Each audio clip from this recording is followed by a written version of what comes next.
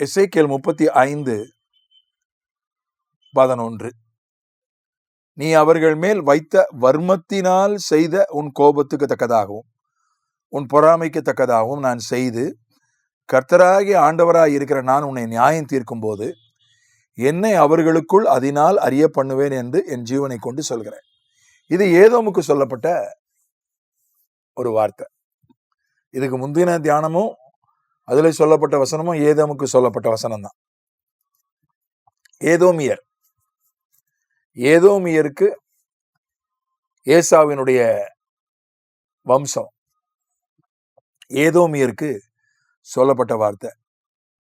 ஏதோமியரே இஸ்ரவேலர் மேல வர்மம் வைத்தார்கள். வர்மம்னா என்ன? ஒரு சுளுக்கு மாதிரி ஒண்ணு வருது, அது அப்படியே இருக்கு.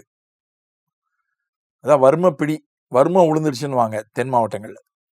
ஒரு சுளுக்கு மாதிரி காரியமோ ஒரு பிடி மாதிரி ஒரு காரியமோ அது அப்படியே இருந்துருது. அப்படியே இருந்து அதை எடுக்கிறாங்க. வர்மக்கலை, வர்ம புள்ளிகள் என்று அதை அந்த சுளுக்கு மாதிரி இருக்கிறத அவங்க எடுக்கிறாங்க. ஒரு பிடி மாதிரி இருக்கிறத எடுக்கிறாங்க. அதுதான் வர்மம்.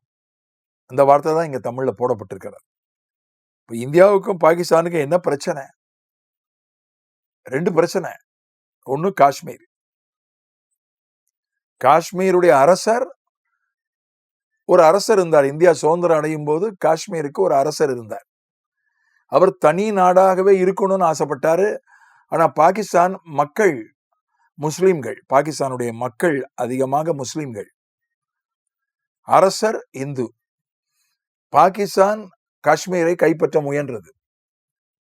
அந்த மக்கள் தனித்து இருக்க வேண்டும் என்று அப்போது விரும்பினார்கள். ஒரு கூட்டத்தார் ஷேக் அப்துல்லா தலைமையில, அன்றைய பிரதம மந்திரி, காஷ்மீர் தனி நாடாக இருந்தபோது அந்த நாட்டினுடைய பிரதம மந்திரி தலைமையில தனித்து இருக்கணும்னு அவங்க போராடினாங்க. ஆனா பாகிஸ்தான் அவர்களை விழுங்க முயன்றது. பாதி இடத்தை முழுங்கிடுச்சு. பாகிஸ்தான் ஆக்கிரமிப்பு காஷ்மீர்னு ஒரு பாதி இடம் இன்னும் அவங்க கிட்ட தான் இருக்கு. அரசர் வேற வழி இல்லாம இந்தியாவோடு இணைகிறேன்னு எழுதி கையெழுத்து போட்டாரு. இந்தியா இணைத்து கொண்டது. அது காஷ்மீரை பத்தி பாகிஸ்தானுக்கு ஒரு வர்மம். 2வது வர்மம் இந்தியா மேல பாகிஸ்தானுக்கு பங்களாதேஷ். வங்காள மொழி பேசுகிற பகுதி ஒண்ணு, இந்த பக்கம் கிழக்கு பாகிஸ்தான் என்று சொல்லப்படுகிற வங்காள மொழி பேசுகிற ஒரு பகுதி. மேற்குல இருக்கிற பாகிஸ்தான் உருது பேசுகிற ஒரு பகுதி. மொழி பிரச்சனை தான். இப்ப இந்தியாவில் இருக்கிற மாதிரி அங்கே மொழி பிரச்சனை தான். உருது பேசுகிற பாகிஸ்தானியர் வங்காளம் பேசுகிற பாகிஸ்தானியர்களை கொடுமைப்படுத்தினாங்க. அவங்கள ரொம்ப கொடுமைப்படுத்தினதுல அவங்க அகதிகளாக ஆயிரக்கணக்கில் இந்தியாவுக்குள்ள வர ஆரம்பிச்சாங்க. அது இந்தியாவுக்கு பெரிய பிரச்சனை ஆயிடுச்சு. அதனால இந்தியா அதுல தலையிட்டு யுத்தம் பண்ணி தனி நாடு, பங்களாதேஷ் தனி நாடை உருவாக்கி கொடுத்தது. அது 2வது பெரிய வர்மம். ஒண்ணு, நமக்கு தான் சேர்ந்திருக்கணும், நிறைய முஸ்லிம்கள் இருக்கிற பகுதி நம்ம நாட்டோட தான் சேர்ந்திருக்கணும், அதை இந்தியா எடுத்துக்கிடுச்சேன்னு ஒரு வர்மம். 2வது வர்மம், நம்ம நாட்டினுடைய வங்காள மொழி பேசுகிற பகுதியை தனி நாடா பிரிச்சு கொடுத்துருச்சேன்னு இன்னொரு வர்மம். இந்த 2 வர்மத்தை வச்சுதான் பயங்கரவாதிகள் எல்லாம் ஆதரிச்சு நமக்கு வேதனை கொடுத்துக்கிட்டே பாகிஸ்தான் இருக்கிறது. இந்த மாதிரி தான். ஆனா ஏசாவுக்கு அப்படி வர்மம் இல்லை. வர்மம்னா என்னன்னு மறுபடியும் நான் புரிஞ்சுக்கணும். ஏசா யாக்கோபை பார்த்து என்ன சொன்னா? யாக்கோபு நாடகமாடி ஏமாத்திட்டான், ஆசீர்வாதத்தை ஏமாத்தி வாங்கிட்டான், கூளை கொடுத்து சொத்தை ஏமாத்தி வாங்கிட்டான். அதனால அப்பா காலம் முடியட்டும், யாக்கோபை நிச்சயமா கொலை பண்ணுவேன்னு சொல்லி கோவப்பட்டான். கோபம், ஒரு எரிச்சல். ஆனா இப்ப 20 வருஷம் ஆகிப்போச்சு. யாக்கோபு வெளிநாட்டுக்கு போயிட்டான். 20 வருஷம் கழிச்சு திரும்பி வரான். 400 பேரோடு வருகிறான் என்று சொன்னார்கள். 400 பேரோடு வருவது நிச்சயமாக யாக்கோபை தாக்குவதற்காகத்தான் இருக்கும் என்று நாம் புரிந்து கொள்கிறோம். வேதத்துல தெளிவா போடல் வரவேற்க நிச்சயமா 400 பேரை கூட்டிட்டு வர வாய்ப்பில்லை, தாக்குவதற்கு தான் இந்த வர்மம் உள்ள இருந்துச்சு.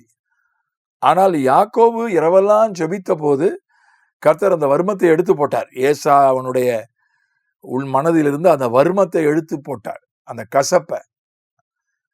இந்த இடத்துல கசப்பை விட அது ஒரு இன்னும் கூடுதலான வார்த்தை, வர்மம் எடுத்து போட்டார். அவன் கட்டி பிடித்து முத்தம் கொடுத்து, உனக்கு என்ன உதவி வேணும்னு சொல்லி நான் சொல்றேன் செய்யறேன்னு சொல்லி. ஏசா வர்மம் வைக்கல, பிற்காலத்துல இருந்த வர்மத்தை எடுத்து போட்டுட்டான். ஆனா ஏசாவினுடைய வம்சம் ஏதோமியர் இஸ்ரவேல் மேல வர்மம் வச்சாங்க. அதனாலதான் ஆண்டவர் என்ன சொன்னார்னா, நான் உங்களை நியாயம் தீர்ப்பேன்னு சொல்றாரு. யார் மேலேயே நம்ம வர்மம் வைக்க கூடாது. அவங்க நமக்கு துரோகம் பண்ணிருக்கலாம். எனக்கு ஆண்டவர் சொல்லி கொடுத்தது அப்படிதான். எனக்கு துரோகம் பண்ணினவருடைய பட்டியல் ஒண்ணு இருக்கு. எல்லாம் உள்ளுக்குள்ள இருக்கிறவங்க தான், வெளியில இருக்கிறவங்க இல்லை. அதுல குடும்பத்தார் உண்டு. யாரோ உலகத்தான் துரோகம் பண்ணல, குடும்பத்தார். அதே போல உள்வட்டத்தில் இருந்த விசுவாசி ஊழியக்காரன் என்று சொல்லுகிறவர்கள் இவங்க தான் துரோகம் பண்ணியிருக்காங்க. எல்லார் வாழ்க்கையிலும் நீங்க துரோகத்தை சந்திச்சிருப்பீங்க. எல்லார் வாழ்க்கையிலும் துரோகத்தை சந்திக்காதவனே மனிதன் இருக்க முடியாது. ஆனா துரோகம் தான். அதை நிச்சயமா அதை நம்ம ஏற்றுக்கொள்ள முடியாது. துரோகம் செஞ்ச ஆளை நம்ம எந்த இடத்துல வைக்கணுமோ அந்த இடத்துல தான் வைக்கணும், தூரத்துல தான் வைக்கணும், கிட்ட சேர்க்க முடியாது. ஆனா அவங்க மேல வர்மம் வைக்கக்கூடாது. அது நமக்கு நல்லது அல்ல. இந்த தெளிவு நமக்கு நிச்சயமாக அவசியம். கர்த்தர் தெளிவை கட்டளையிடுவாராக, நம்மை ஆசீர்வதிப்பாராக. ஆமென்.